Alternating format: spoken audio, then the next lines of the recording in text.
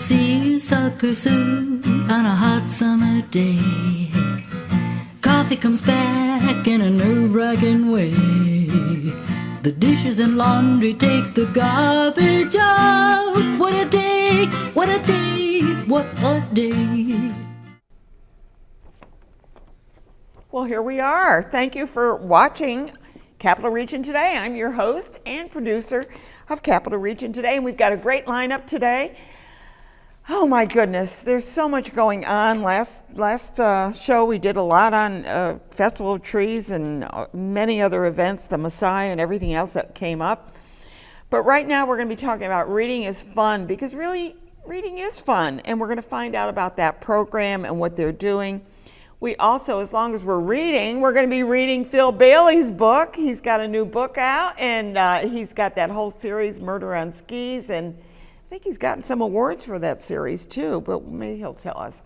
And then Hanukkah is coming up as well, and that falls on Christmas Day as well. So that was an unusual time for that to happen. And then we're going to be talking about Friends of the Library and all of their programs and what they're doing. So that was a great lineup.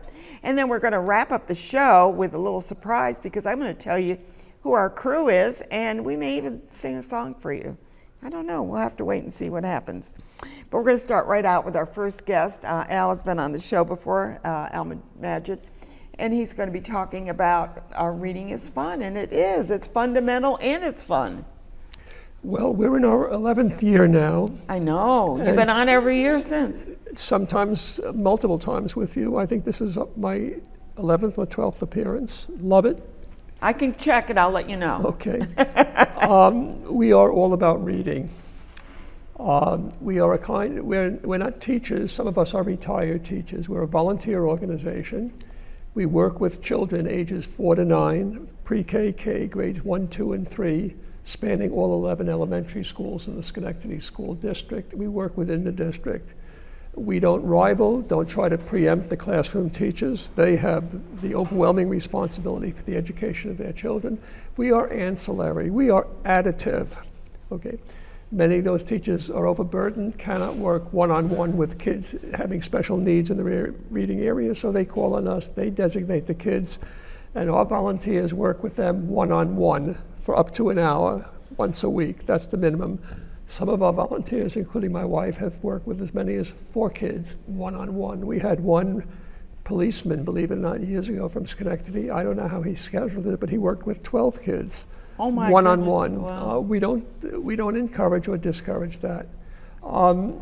We are about 2 things. Our principal activities are to work with the kids one-on-one. Last year, we worked with almost 300 children in all 11 elementary schools. How are the children selected? Basically by the teachers. Okay. They come to us and say, this kid, if you're available, really needs one-on-one from the point of view of learning skills at reading, and many of them come from backgrounds that make it useful for them to have a one-on-one relationship with a mature adult who treats them as if they're the only 2 people on earth. Mm-hmm. The hour they're together, okay, yeah. And it works. We build rapport. We meet every week, and after every 1-hour session, our volunteer presents a book to the child to take home and keep in the family setting, and with which to build a home library, and we're well along doing that. For the younger siblings, That's even, right. Yeah. We have a substantial grant from the Seymour Fox Foundation in Troy that facilitates our buying those books, in addition to other small grants and donations that we get.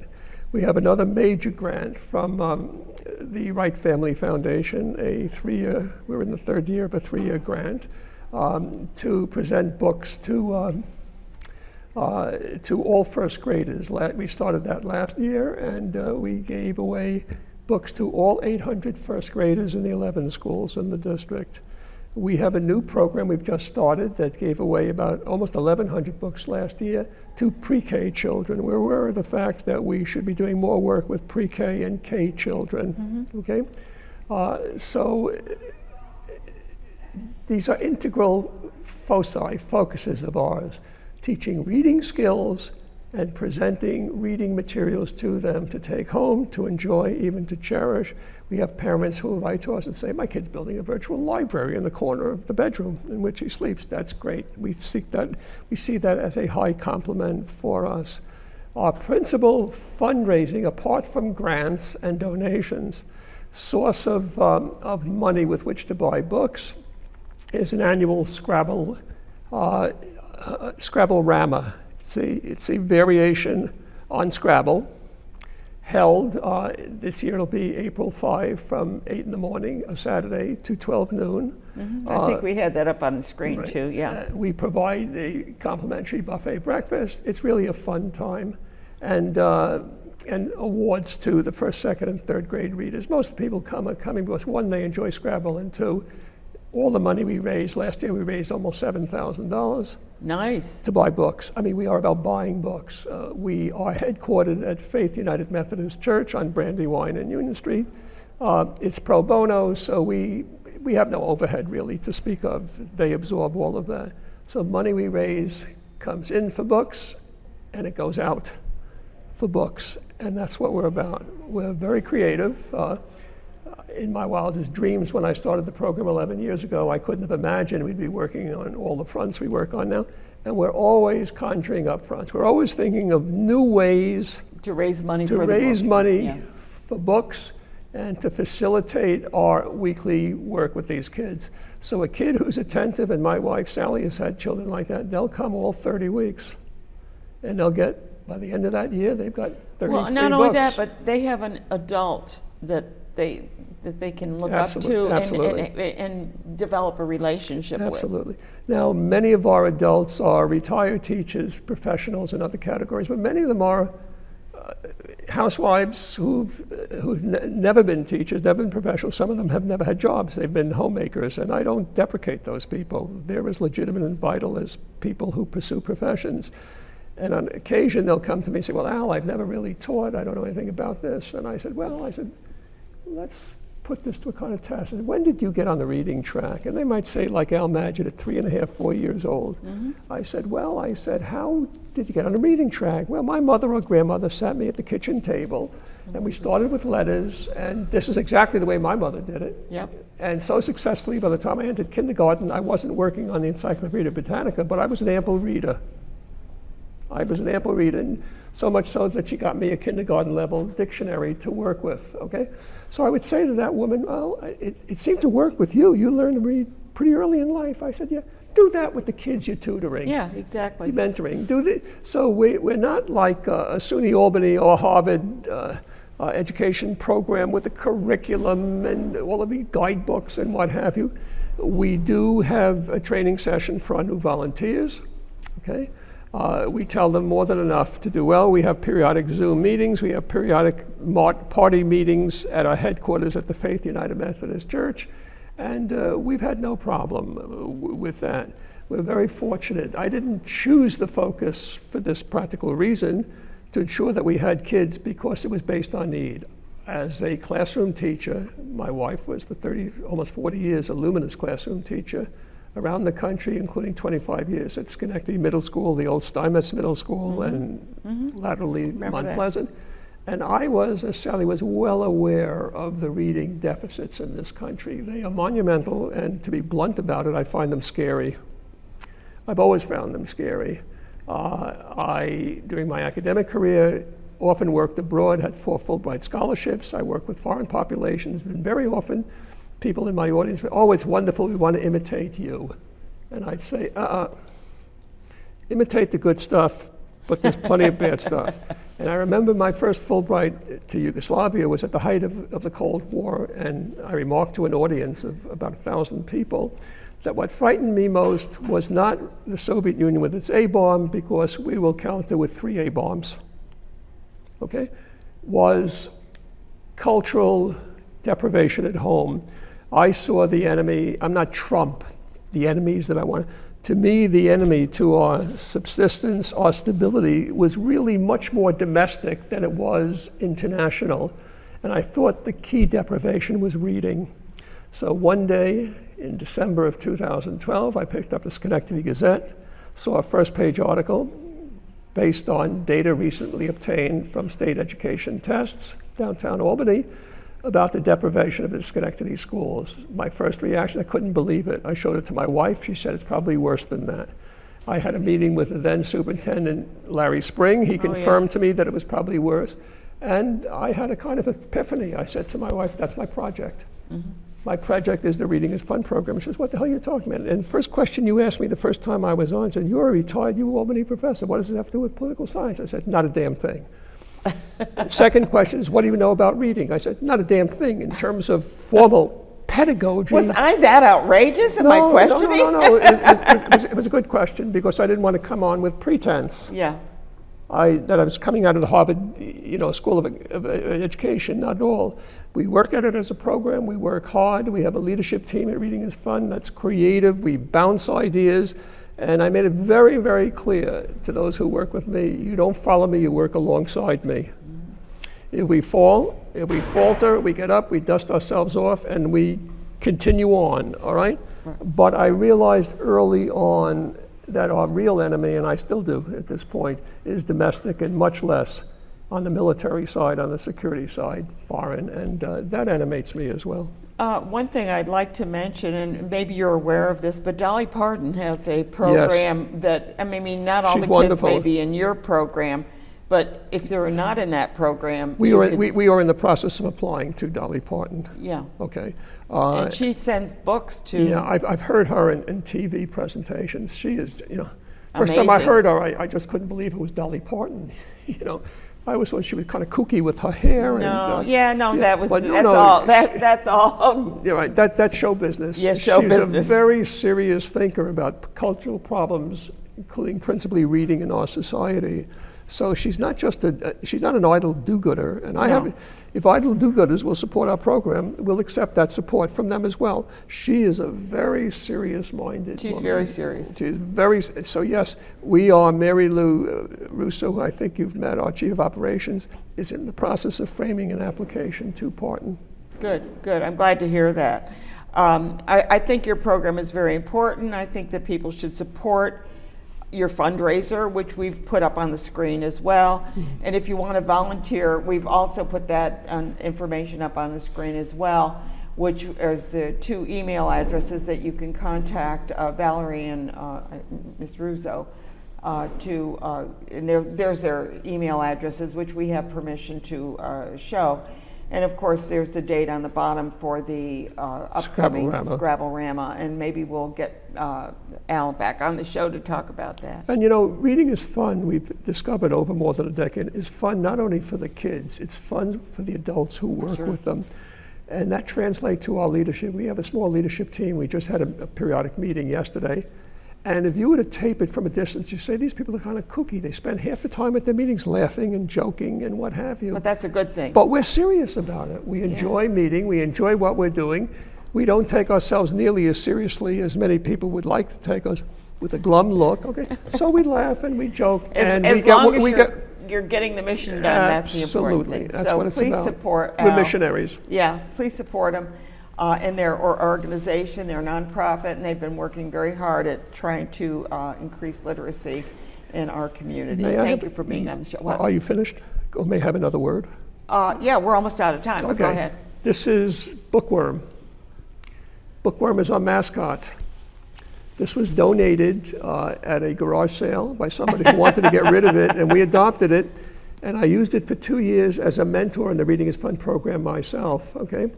And I taught some language. I said, I would ask the class, a classroom that I first met and then individual students, I said, how many words? They said, 2 words. I said, what? Well, some could read the words, some could not. Those who could said, bookworm. I said, and kids started, well, a worm can't read. I said, well, so you say. And then I introduced them to 2 concepts. I said, bookworm. Bookworm denotes somebody who loves reading. Absolutely. Okay, so we adopted that name. The title of Bookworm's book is Bookworm, and he/she is a cherished member of our program. And you bring them out every time. Wherever I go publicly, Bookworm accompanies me. I think you know to franchise that. I'm not sure. But talking about books, we're going to be going to an author who's a writer. Amazing series of books. I don't know where you get them out of your head, Phil, but you do. You're very kind. Thank you. Yes, and Thank you, Ann. Good to be I back. like your books because you've been a journalist. Yeah. And you do bring that throughout the books as journalism, about how you interview people and things like that. But you're also an avid skier. Yes. So you know all the places, whether they're in Wisconsin or they're in Utah or wherever they are. You bring them in and even local. Yeah. And so tell us about this book. And on your point, I mean, I like to say I tell true stories that I make up. Because I do still approach it as a journalist. And so a lot of research goes into the books, a lot of different locations.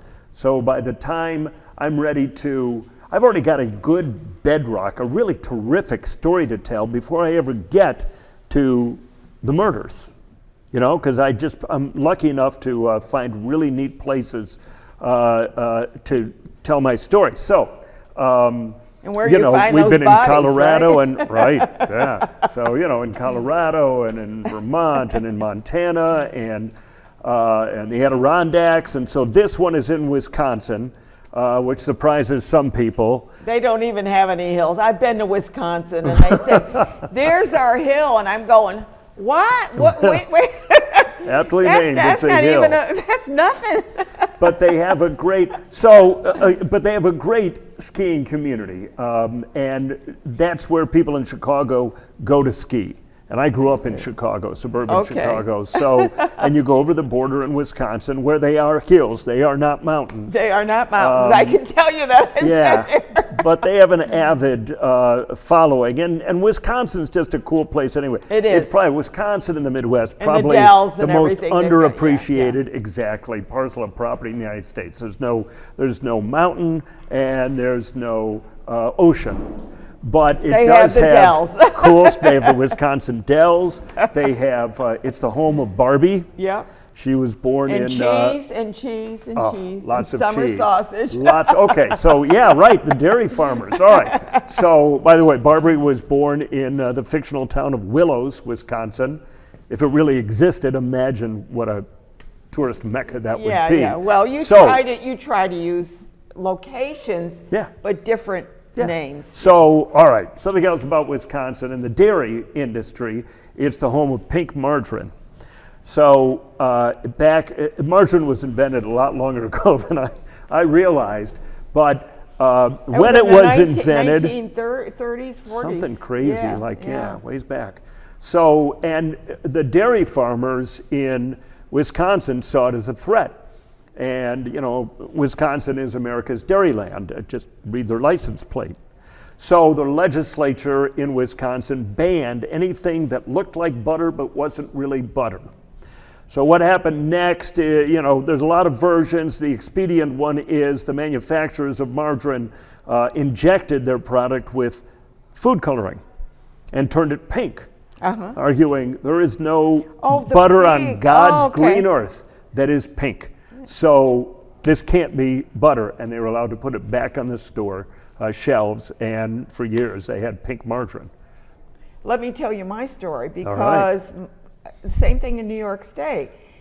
During the war, you couldn't get butter.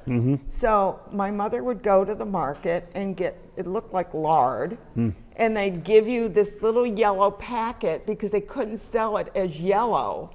So then you got this little yellow capsule in this package of white crap. And then she would let me mix it until it was all yellow.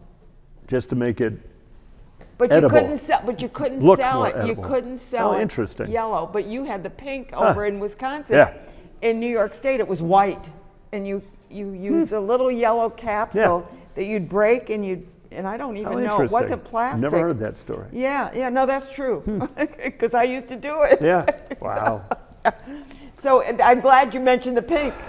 Pink Margarine. You stimulated And my you mind. can't, and you can't find it there anymore. Something No. like in the 1960s, they reversed the ban, and to my wife's dismay, when we were doing research in Wisconsin, spending some time there, she went into the store looking for Pink Margarine and was very disappointed. Yeah, they said, what? Yeah, right. That's exactly This what isn't they Barbie, did. is it? That's exactly what they The Barbie did. movie came out, but I didn't think we had pink margarine.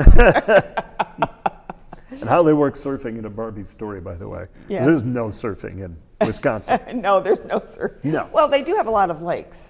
They have a lot of lakes. Lakes. It's a gorgeous, it's Yeah. a wonderful state. It, again, being in Chicago, you end up spending a lot of time in Wisconsin. Yep. I was skiing all winter in Wisconsin. I went to summer camp in Wisconsin, had my first kiss in Wisconsin.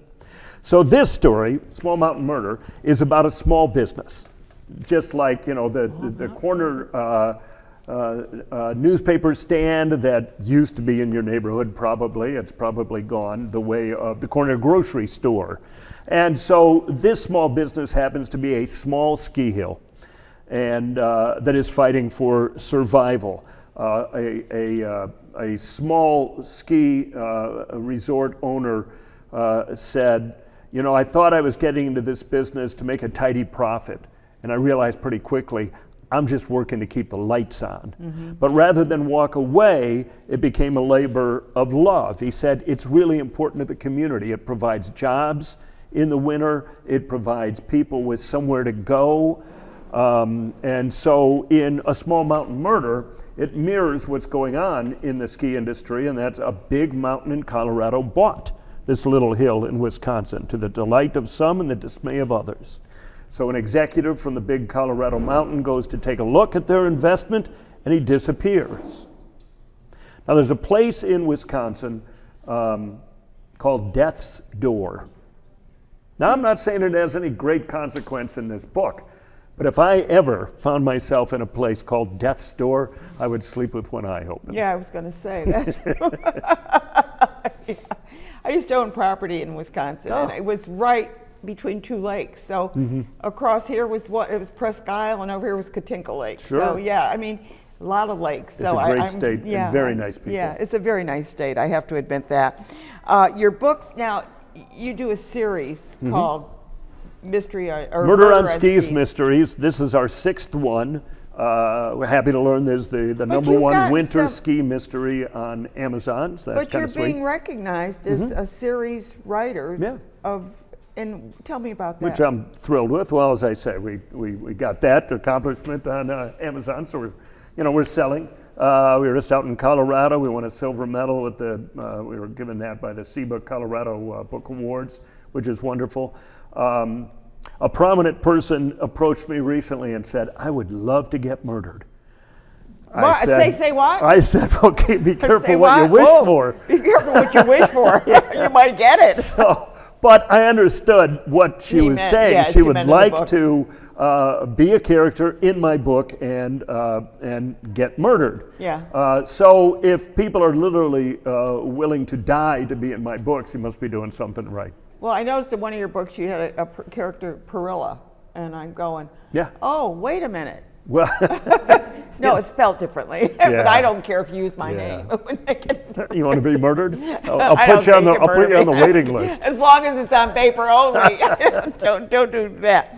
So where do they get your books? And I know that you give a number of book signings. Yeah, book signings. Yeah, let's talk about We'll those. be out in Oak Mountain. Where's Oak Mountain?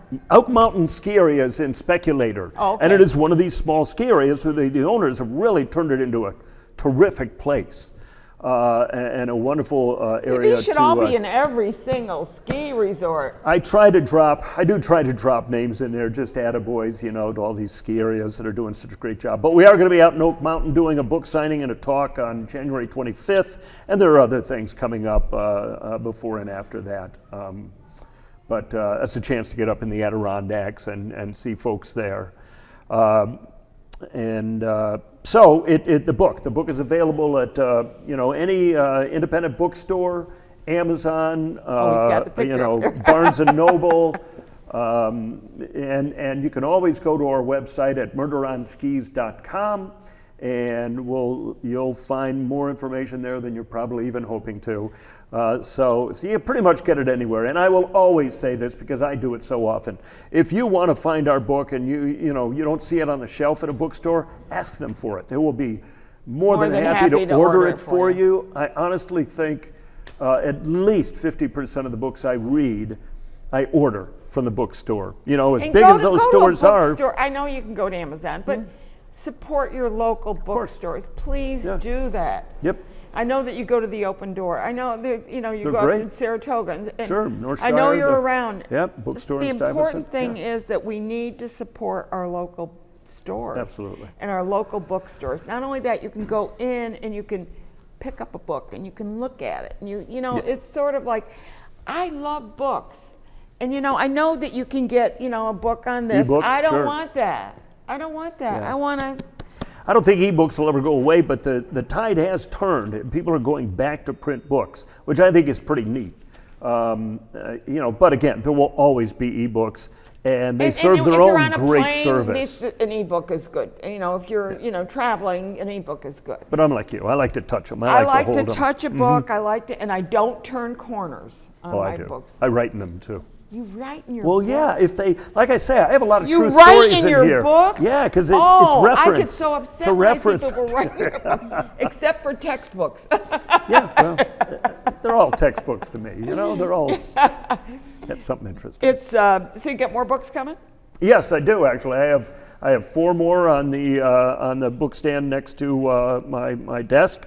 So they'll cover the next 4, and I'm dying to get to work on what will be wait a book second. number Did you say 11. you're dying? Well, you never know. It's a murder mystery. Somebody's got to go. I hope that was a slip of the tongue. But anyway, where do you find time? I mean, I know that you've been a journalist, so you know how to write. But the point is, where do you? I mean, these books are not little tomes. These are pretty lot of words in them. I mean, there's a lot of words. This one is 300 and some odd pages long. Yeah, I think it's 70, not War and Peace. 75,000 words, I think it is. I know, you got to keep track of that. And it's not War and Peace, but it's an easy read. You I don't want have it to be worry. a fun read. I want it to be a fun read. You're going to find some action, some adventure, A little some romance, humor, a some little romance romance in Always there. some romance, you bet. Yeah, and like I say, I research these things 2 and 3 years before I start writing them. So I find these fascinating stories. A lot of them are personal experience because I was a journalist for over 40 years, and I covered a lot of interesting stories. And there are, the book that's going to come out next year, I was somewhat inspired by these 2 little articles I found in a 1942 copy of the New York Herald newspaper.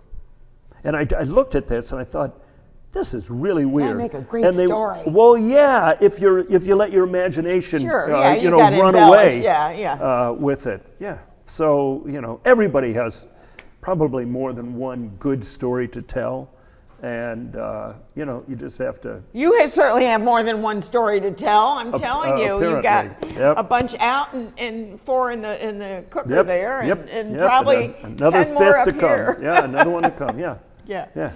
Thanks for being here, Phil. Thank you, and Ann. It's always a pleasure. This would make a nice Christmas gift, by the way. Amen. And it says Small Town Sins.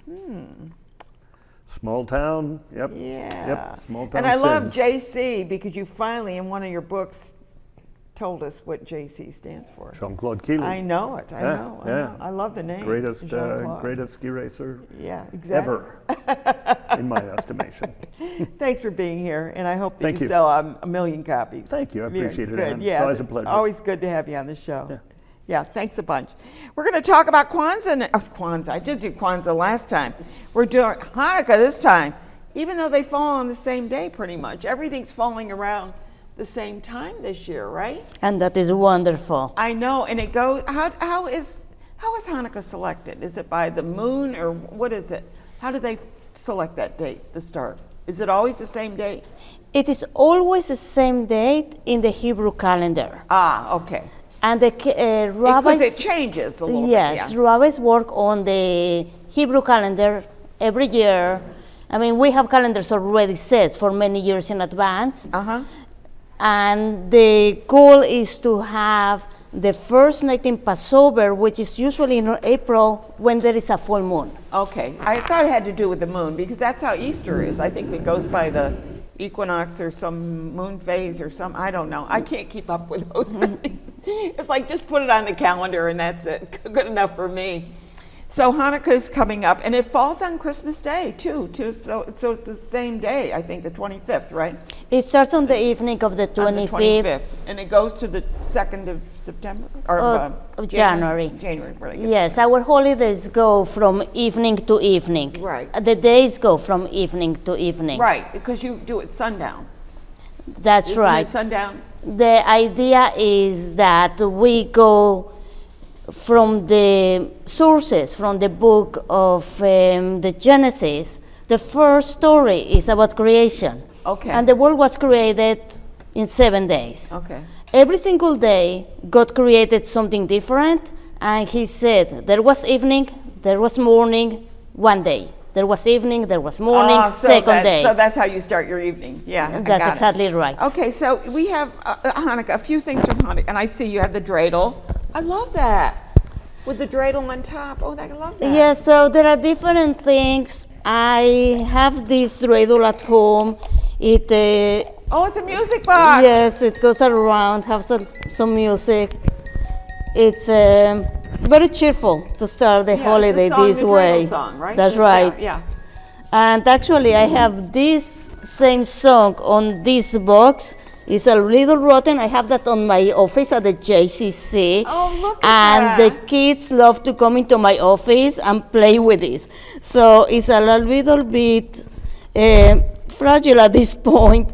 I glued yesterday some pieces, but the Did you idea. make that? Did you make that? No, actually, I got Oh, it you as a bought- present. okay. I was And going to say you're pretty creative. well, you have in here mostly the story of Hanukkah and the costumes of Hanukkah, which is the lighting the menorah. Right. We light 8 candles and we use 1 extra as the helper. Children playing with the dreidel, and you just heard the song. Ladies or gentlemen, depending, anyone can do Making it. Google and all the good stuff that goes with it. Yeah. It's customary to have fried food. Oh, fried. Okay, fried. So donuts, Latkes, latkes, yeah, which is yeah, potato pancakes, are very typical. Love them. They're with tasty. applesauce? With applesauce? People have them in different ways, Oh, it okay. depending on where are you coming from in the world. Okay. So some people have it with sugar, some people have it with applesauce, sour cream, jam. It I love depends potato of pancakes. I do, and they take like grating. Do you grate yours? Yeah. I do, and it's worth You it. grate it, and then you got to get a lot of the water out because then you're adding a lot of more flour to that. And then the eggs and stuff. Yeah, I mean, one time I made them, and I don't know how many I ended up making because it grew. So, yeah, they're really good to have. Okay, so you have the candles. Is it also called the Festival of Lights? Did I get that right? Yes, Okay. that is correct. As many other people, many other cultures, we celebrate at this time that is so dark everywhere in the world by having some light. So it's something physical, it's mostly spiritual. Spiritual and physical, yeah. So we start, I have here like a menorah, Yes. just to show it. There are different menorahs. So I brought different kinds of the menorahs just to show how different maybe this is a classic That's one. the classic. That's what you always, I always envision that when I see the menorah. So that is a classic one. This is very similar to the one that the Maccabees had when this story started. But there are different variations. Again, because Oh, we look at have that. I children love in the that. building at the JCC, they love this menorah. There are again 8 kids, and the dreidel will hold the Yeah. helper. I So love that. That is just wonderful. It brings the kids, it allows them to have their own little special too. that is correct. But again, we love that as well. Yeah, so I was going to say, I like it. It doesn't matter how it does it look, No. if it's this kind of menorah or that kind Yeah, of menorah. it has the same meaning. And at the Schenectady JCC, we have a huge menorah in the middle of our yard Yeah, I that saw we that, light yeah. every evening. Amazing. And we have the holiday for 8 days. So we begin by lighting one day. We have this helper, which light the first one. The second day, the helper will do 2 candles. And we go 8 days. On the last day is very bright. How Wishing wonderful. to have enough light for the rest of the season. I mean, I love this, just so, it has such an image of joy. Yes, it is a very A special celebration holiday. and joy. Right, it's a holiday where we just enjoy the victories that are there in the world. Any or many of the Jewish holidays are based on freedom. This one, Hanukkah, is based on an historical book, the Book of the Maccabees, where they fought to have freedom of beliefs, freedom of religion, and that's what we are here all about. Exactly. And it's for the entire humanity. I wanted to show you the first Hanukkah card that I just got. It's a handmade you card. oh, I like that. Actually, I used to volunteer for many years at the church on Christmas Day just to help out. And I met this lady at the church. And she writes. She makes her own cards. Well, I love that. she made that for me. Yeah. A miracle that day is a reminder that there is hope for peace on earth. Oh, we can only hope. Isn't that right? correct I love message? that. What a wonderful message that is.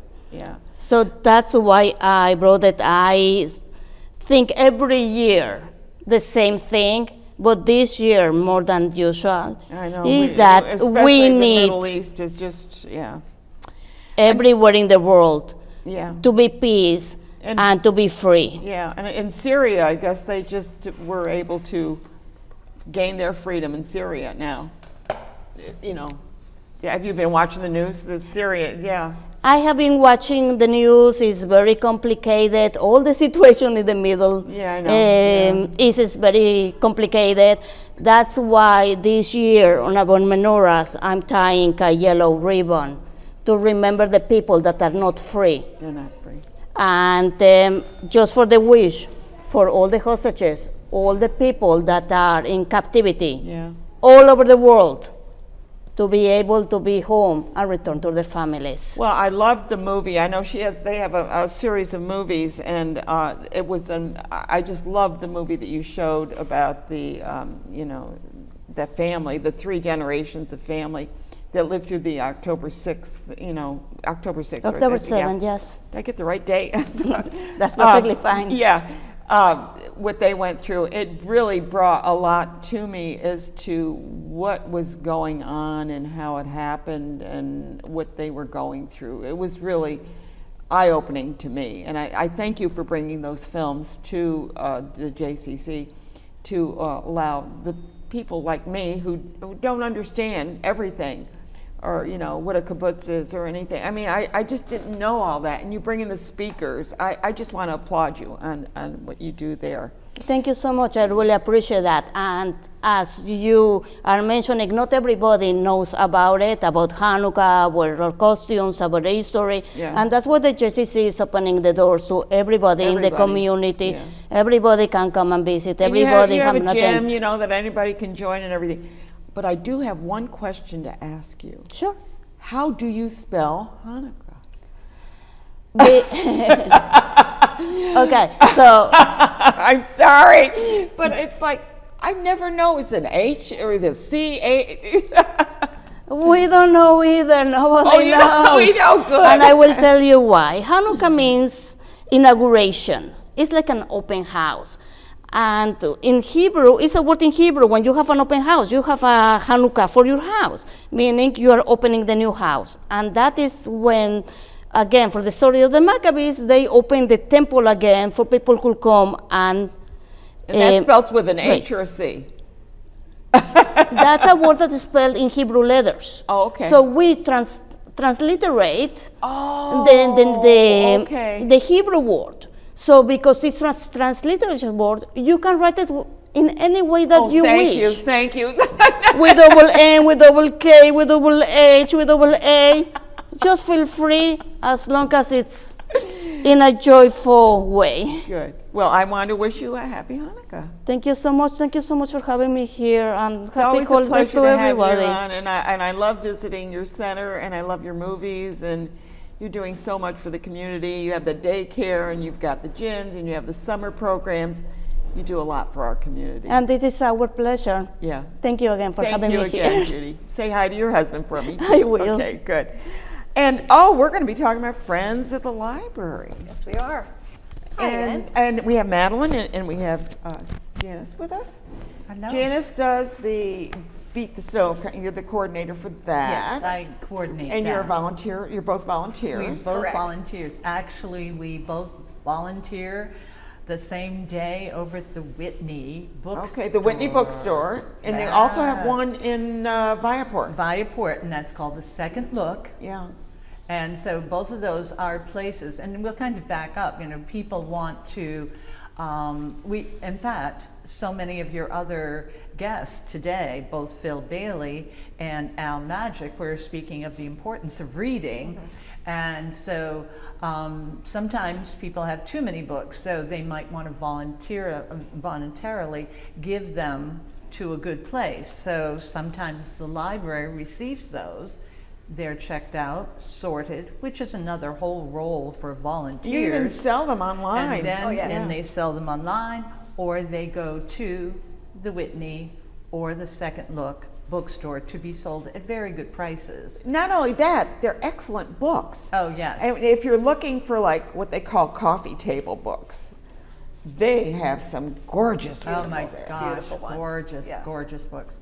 But it is, again, to fill that cycle. You've bought it, you've read it, what do you do with it? Now we Return can it have to- return it to, it and moved. and it'll be sold in the stores, or of course many people know the Friends of the Library through their big book sales. Oh, yeah. And Wonderful both book sales. Madeline and I Yes. volunteer for that, and it's so funny when you go. I usually set up, and I think Madeline, you've been I've been the a cashier and an organizer. Yeah. Yeah. So when you do that, it's like the people are along the fringes of the library, just salivating, waiting for Oh, the those lines! books. The lines are incredible. You know, Right. they come in and they know where they're headed. And I love what you do with the library sale because all the mysteries are there, all the large print books are there, and all. I mean, Oh, you the can find what you- cookbooks are there. yes. So it's not like you got to just go and what do we got here? I mean, Right. it's sorted and it's Mm-hmm. wonderful. My gosh, the people that organize it, Yeah. excellent, excellent. I Whether should, it's I the should and I would- volunteer there children's because You I should. really I love Well, books.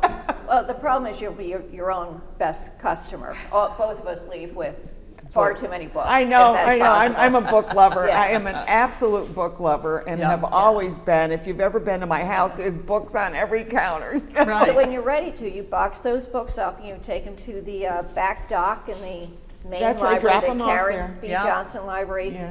Back dock, you leave them right there, and then a whole team of volunteers with the Friends. I want to be clear, the Friends are a totally volunteer-driven organization. And they have many different functions. They're the so if Friends, you choose, they're we're the the Friends. They are, they The support Schenectady it. County Library Friends is one of the strongest Friends organizations anywhere in New York State. Massive numbers of people who pull all these efforts together, and the purpose is to support the many programs that the library offers, as well as pay for the computers that are used by the public, as well as pay for It's such an important center. Correct. The print and scan stations, the Friends just supported the purchase of the print and scan stations that are at the libraries. All 9 branches of the libraries now have a a coordinated print and scan station. How great. Some people don't have computers. This is Absolutely. great. And Or if we a know printer. that, and if we know that in this day and age, if you're on a job search, you have to be online. That's how you get You jobs now. can't even apply for a job with Correct. unless it's online. So having these computers and having the print and scan stations are helping people find jobs and apply for those jobs. So it's See, very the practical. library is no longer what as a kid, you went in and the books were on the shelf. Oh, no. This is to me, the library is a community center now. And it is a community center. Even the people who come to our 2 o'clock Beat the Snow concerts, they usually come in the McChesney room, put their coat over their chair, and then they go into the library and spend Save their an hour seat and get a book. Yeah, they've saved their seats for the concert, and then they will go in and take advantage of the computers, get the books, and all of this. And we know, we've heard this time and time again, it is that community that keeps people healthy mentally. True. And even if you only say hello to the librarian or speak with your reference librarian, you have made a contact with a human. And so all of the book sales and all of this is acquiring money to support not only the programs and the training and the computers, but again, the life of our community of Schenectady. Even And like to Harry expand Potter. on that. Harry Potter for the Harry kids. Potter is lovely. To expand on Jan's idea, one of the programs that the Friends have recently started to do, or outreach, I should say, not a program, Right, outreach. that the Friends are involved in now is we are taking carts of books into nursing homes, into the county jail, allowing people that don't have access to ongoing books, and we bring it right to the room, we bring it right into the main area within the jail, so folks, again, will have access to reading materials that may not have access before. Exactly. And that's, again, volunteers doing that, Friends of the Library support not only the books, but also providing the volunteers. So when to you go bring around. them to the nursing homes, do you just leave them and then say there, or do you take them back? The residents, curious. I've been there, the Outreach. residents of the nursing home will, sometimes they wander away, but more often than not, the next time the librarian or the volunteer for the Friends is walking through that nursing home, the residents are handing those books back, looking for another one. Oh, yeah. Looking for Okay. more material to read, so. And who cares if they keep them, right? That's not going to be the worst thing in the world. You got more books, right? And another place that they Friends brings books is also to your food pantries. Correct, yes. So see, that's good access, right? I volunteer on Friday at Sycamore Collaborative, and we have their book shelves right here, and Do people take them? oh my gosh, yes.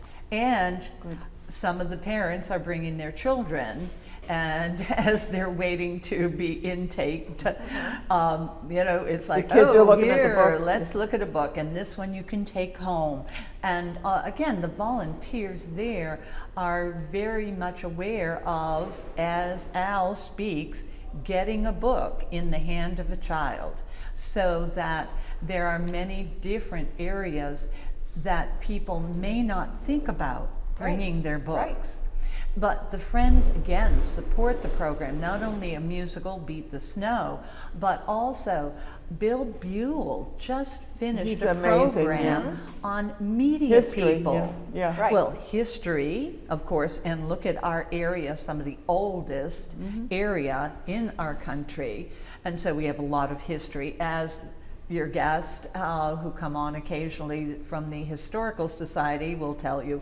But also, his last one on media, you had Mary Caroline Powers, you had Karen DeWitt, and if anyone listens to WAMC or any NPR, you know that name. And so, an opportunity, again, just you had Phil Bailey on, a journalist, and to hear them speak about what are they doing next, how they bring their years of journalism into what they're doing next, But again, books, and community. So very important. And that is what the Friends is all about. In the Schenectady County system, we have, it's 3 legs of a stool, literally in Schenectady County. We have the county, it is a county library system as opposed to its own taxing district. So the county is integrally involved in the success of our library system. We have the trustees of the library, the Board of Trustees, addressing business issues. And then we have the Friends of the Schenectady So County. that's a third leg, yeah. So we are all working together as a unit to how do we improve? What else does our community need? What is the needs change over time? We need to stay ahead of that. And the Friends have their pulse, their fingers are on the pulse of what's happening in all of the libraries in all our communities. Schenectady County Library has a very rural branch in Quaker Street and a couple of very urban branches. And the Friends need to know what are the needs within those communities, and they actively address them in a And they very just dynamic way. recently built a new one over in Mount Pleasant. We have the That Mount was- Pleasant branch, and then also the one over on Phyllis State Bourne. Street, yeah. Right. Yes. And Those are nice, they're nice new ones. And all of the computers in those came through the Friends. Yeah. And they are where the people are. Correct. So that, again, It's important. You gotta go to the that people. You Yeah. need to go, just like your food pantries that pop up here and Correct. there, they need to go where the people are. And because some of the volunteers are no longer 21. I know. What? you What? Just, What? I know. 22. Okay. Take it. But the Friends also strives to have their junior friends. Yes. So getting young people into the habit, and not only the habit of volunteering at the Friends, but also understanding how very important it is and what a good feeling it is to be helping someone. And in fact, one of the programs, some more of the programs supported by the library are things like memoir writing or just writing a journal. And one of their focuses was kindness. Yeah. And how crucial today. Or if you just like to color, adult coloring, some other art classes, all kinds of different things going on in your library. The discussion of big decisions. And so to give you not only your micro, what's happening here, but the macro view of the world. Exactly. And especially your younger people. This is what is happening in the world, and it will have an effect on them.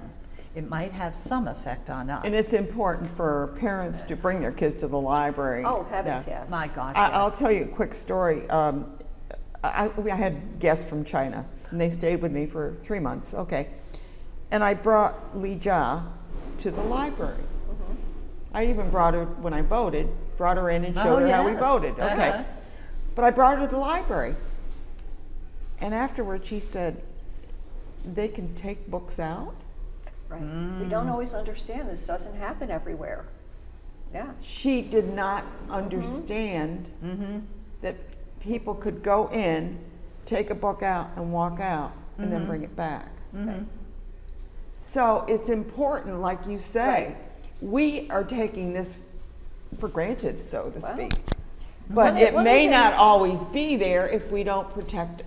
Correct. Yes. One of the things that I want to mention, as long as I'm on your good show, is we do appreciate the books that are donated, but please make sure they're in good condition. Please don't just, we need books that are resellable. So we need people to kind of clean out their own, the books that they want to donate or want to get rid of. And if but they're moldy, please don't. Or smoky. Smoky. No, I didn't even 'cause think about smoky. all you're but- doing is putting on more of a burden on Yeah, 'cause they gotta get rid volunteers. of them, Correct. yeah. So, Right. and we have teams of people that go through those books. We have teams of people, they separate out what could be sold online, what should go to the bookstores, what will sell best at the bigger book sales. Yeah. Plus we have smaller book sales through the winter. The one is Yeah. going to be during the Beat the Snow on Yeah, February. yeah, yeah. Early Yes. February, right? February 3rd. So all the other thing, and it's just it's the unintended great consequence is if you're reselling books, you're not dumping them into the landfills. I agree. They're I being mean, used over and Oh, over yes, and over yes, again. I am such a Yes. book lover, and I Yes. can't. I'm one of those people that just can't seem to get rid of a book. I know, it's very, but if you We'll know. get you eventually. but It's if like, you I mean, I do know- bring some books there. Right. Usually they're books that I, like novels and stuff but Yes. anything else that might have any long lasting something I can't get Right. rid of. If All my you books saw- on movies and Right. Right. literature and stuff Right. like that, I can't get rid of those. If you saw the joy Yes. on people's faces when they come into the Whitney and they're going, oh gosh, I'm looking for maybe this author or this Right. book, and we have it, oh my gosh.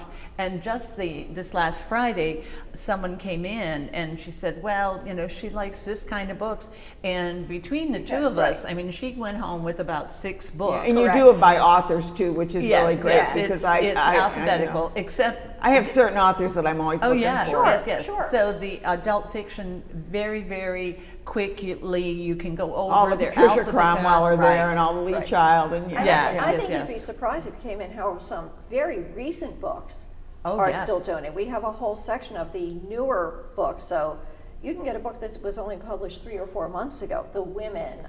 Yes. Michelle Maybe one of Obama, these. something. Oh, yes. Sure. Yeah. So a whole section of more recent publications, along with the books that are 4 years old, 5 years old, 6 years old. You can find that gem at both the Whitney.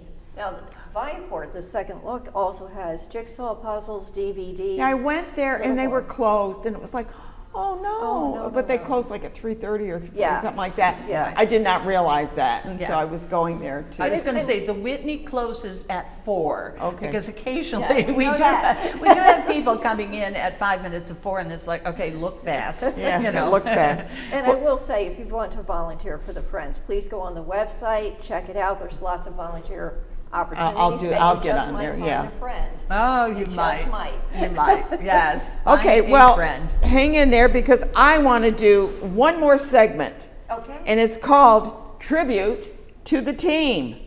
So Raymond, if you can get that out there. If I've got them, I had them in alphabetical order. Okay, first of all, we have, and I'm doing it by name. First of all, Baxter. We have Barbara Baxter. There's Barbara. She does cameras, and she's right out there. Yes. And let's see, the next person I have is Malcolm Koga, and he does everything else. He's my associate producer. We have Raymond Ma, and he does all of the on-air credits. Yeah, there he is working hard there.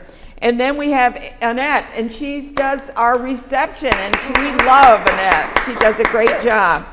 Madeline Thorne, she's right here, but we got her on the screen there, and that's what she does sound. And then we have Janice, and she does my floor directing. Yay! And then we have Scott Ziegler, and he is our technical director. And then we have me. Well, we have Open Stage Media, that's Zeb and Jeremy. Yeah, we can't do it without them. And this is what I do. I do all of the paperwork. I do all of the on-air credits. That's the next screen would be the on-air credits, I think. Is there another one? No? Another screen? Okay. There it is. There it is, yes. That's why I do my PowerPoint. That's when you see all those credits up on the screen. That's what I do up there. So I want to thank my entire team for being part of this show. I just love them all. I don't know what to say. I couldn't do it without them. So anyway, I don't know how much more time. You know what? We're just going to, if we have to end early, we'll end early. But we want to all wish you a very Merry Christmas. We wish you a Merry Christmas. We wish you a Merry Christmas. We wish you a Merry Christmas.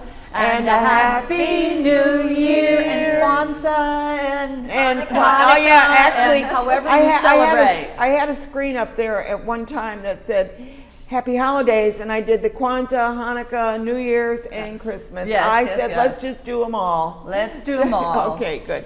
And I want to thank you all for watching. This is our last show of this year, and we'll be back next year, of course, with another great lineup of guests. Thank you for watching Capital Region Today.